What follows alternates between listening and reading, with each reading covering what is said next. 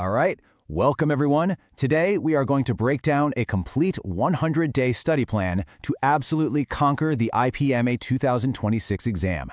So whether you're right in the middle of pre-boards or just getting started, think of this as your personal battle plan. Okay, let's kick things off by tackling the elephant in the room, the biggest challenge so many of you are facing right now. How in the world do you juggle the intense pressure of board exams with the ambition to crack a top competitive exam like IPMAT? I know, it feels like a lot, but trust me, it is absolutely manageable with the right strategy. So, who is this planned for? Well, we've designed it specifically with three groups in mind. First, the fresher. You're in Class 12, you've been preparing, but now the boards are looming large. Then there's the repeater. You're fully dedicated, this is your one and only goal. And finally, the beginner. You're just now deciding to take the plunge. The good news? No matter which group you fall into, you're going to find an actionable plan right here. Okay, so here's the game plan for today. We're going to start with the winning mindset. That's crucial. Then we'll break down the 100 days into three very distinct phases. And we'll wrap up with the single most important factor for your success. Before we even touch on what you need to study, we've got to lock down the how. This is the core philosophy that's going to guide your entire preparation. It's all about thinking smart, right from day one. This right here? This is probably the single most important reality check for the IPMAT exam. It is not about a race to finish the syllabus, it's about preparing strategically and, even more importantly, executing strategically on exam day itself. Your success really comes down to these three key pillars. First up, master your concepts. You've got to go deeper than just the surface to handle those tricky questions. Second, accuracy. You need the confidence that every single step you take is perfect. And third, smart selection. You have to tackle the easy questions first to get that cutoff score in the bag. All right, now we get to the heart of it all. We've taken those daunting 100 days and broken them down into three manageable, super focused phases. This is where we turn that big picture strategy into a concrete, day-by-day routine. So take a look. This is the 30,000-foot view of your entire sprint. We're going to spend the first 40 days building your base, the next 35 on intense practice and testing, and then a final 25-day push to make sure you peak at just the right moment. Okay, let's dive into phase one, the first 40 days.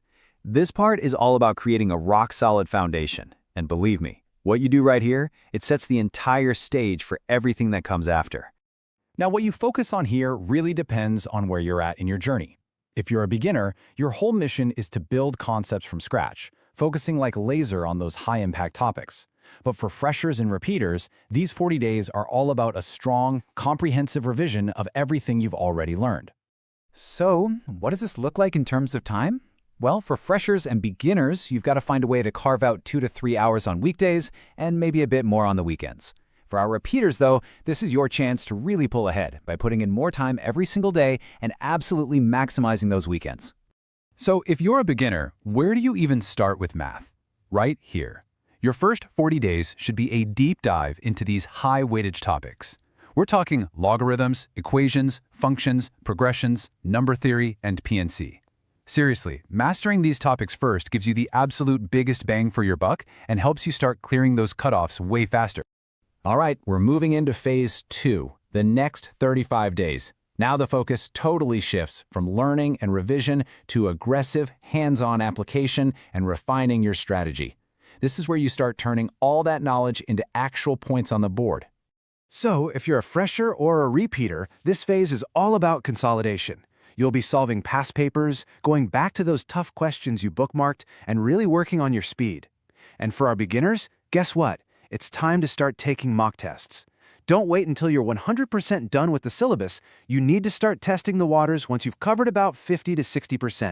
And here we are, phase three, the final 25-day push.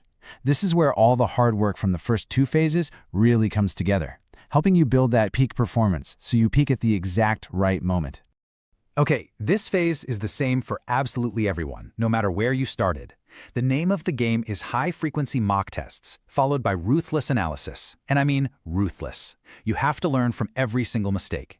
You'll also be doing quick-fire revisions of formulas and clearing up any final doubts to build unstoppable momentum for exam day. So after all these phases, all the plans, all the strategies, It really all boils down to one single, incredibly powerful principle that can make or break your entire attempt. You know, there's really just one thing, one single factor that separates the students who get in from those who get close but just don't quite make it. It's this: the students who actually make it are the ones who just show up. Every single day.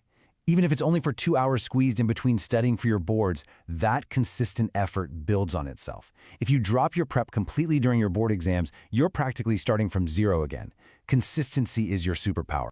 So, there you have it. You've got the map, you have the timeline. The entire strategy is laid out for you. All of the guesswork has been taken out of the equation. The only thing left to do is take that first, consistent step. Your 100-day sprint starts right now.